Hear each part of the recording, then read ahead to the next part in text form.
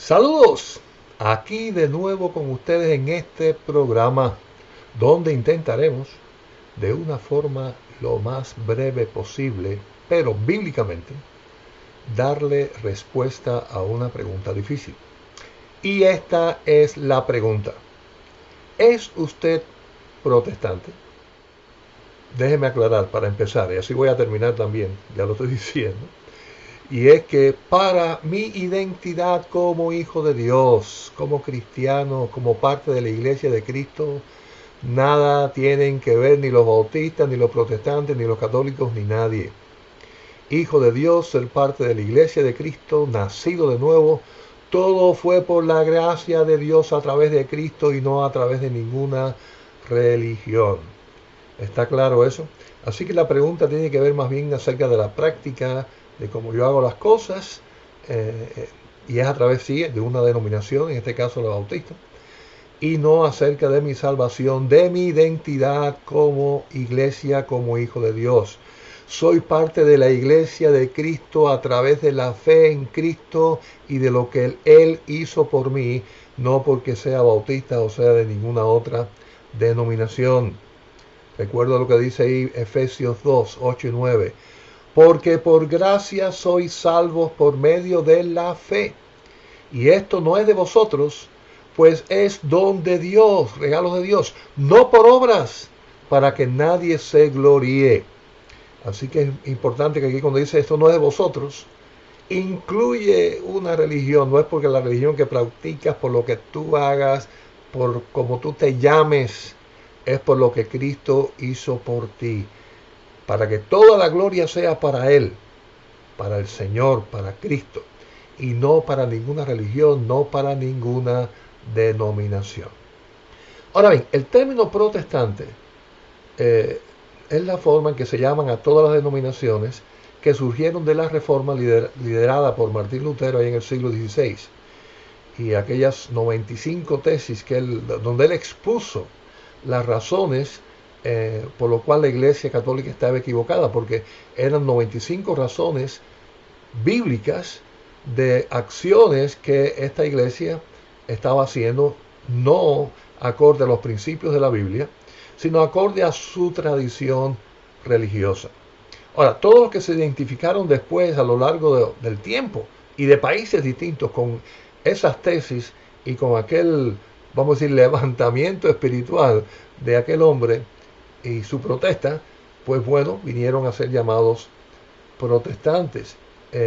Y bueno, hubo ciertas diferencias teológicas aún entre ellos, y de ahí surgieron varias denominaciones, todas ellas enmarcadas bajo la sombrilla, vamos a decir, del protestantismo.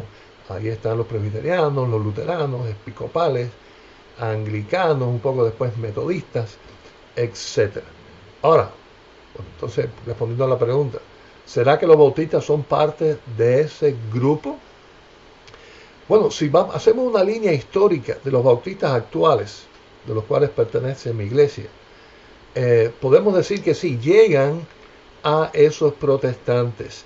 Fueron de un grupo separatistas que, por decirlo de alguna manera, no aceptaron y protestaban de los mismos protestantes. ¿De qué protestaban? ¿De qué ellos estaban en contra de lo que estos hacían? Bueno, de una serie de cosas que ellos consideraban que se mantenían del catolicismo y que ellos nunca variaron y que ellos no estaban dispuestos a aceptar. Ahí está, por ejemplo, el caso del bautismo de los bebés.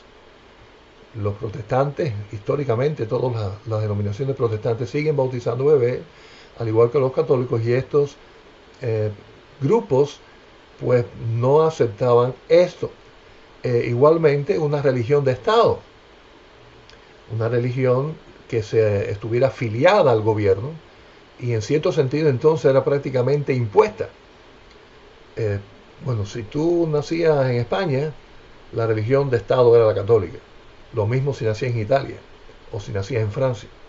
Sin embargo, si nacías en Inglaterra o en Suiza o en Alemania, la religión de Estado eran protestantes. Quiere decir que era una religión impuesta en cierto sentido, y los que no estaban dentro de ese marco religioso pues eran considerados prácticamente enemigos de Estado, como pasó con todos los que estos separatistas que no estaban a favor de eso, fueron perseguidos tanto por católicos en países católicos como protestantes en los países protestantes. Ellos también estaban en contra de cualquier jerarquía eclesiástica fuera de la iglesia.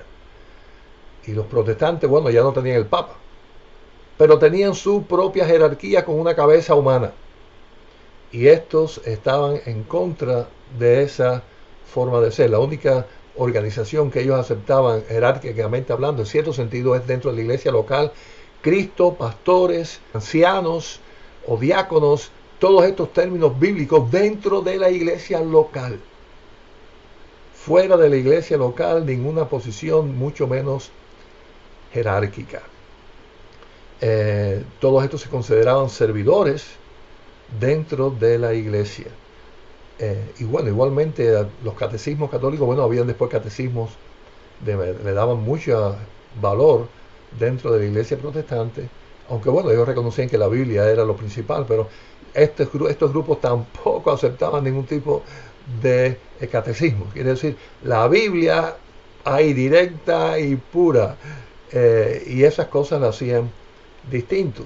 Ellos parece que, por ejemplo, en Efesios 4, 5 y 6, hablando de la iglesia, en la unidad de la iglesia primitiva, en los comienzos, dice un Señor, una fe, un bautismo, un Dios y Padre de todos, el cual es sobre todos y por todos y en todos. Punto. Nada más, ni catecismo, ni obispos, ni religión, nada de estas cosas. Una iglesia local directamente a través del bautismo, a través de la fe, a través del Señor, directamente al Padre, sin nada más. Ahí estaba la unidad de la iglesia, enfatizando la iglesia local y nunca una jerarquía de tipo religioso, sea católica, sea protestante, de ningún tipo. Efesios 4, igualmente el mismo tema, hablando de lo mismo, 14 y 15, versículos 14 y 15 dice, para que ya no seamos niños fluctuantes, llevados por doquiera de todo viento de doctrina, por estratagema de hombres que para engañar emplean con astucia las artimañas del error, sino que siguiendo la verdad en amor, crezcamos en todo en aquel que es la cabeza, esto es Cristo. Y estas personas, vamos a decir los bautistas primitivos, los que comenzaban esto en aquel momento histórico, decían una sola cabeza a Cristo, por consiguiente, eso de una estructura religiosa con una cabeza humana, o se llame obispo, como quiera llamarle, eso es estratagema de hombres. No vamos a poder aceptar nada de eso aquí. Eso de que la iglesia esté unida a un gobierno y existe una iglesia oficial y que un niño cuando nazca se bautice y ya es prácticamente de esa religión oficial, eso es estratagema de hombres. Nosotros queremos seguir la verdad en amor, que es a través de la Biblia, pura Biblia y sola Biblia. Cabeza Jesucristo, visible cabeza ninguna.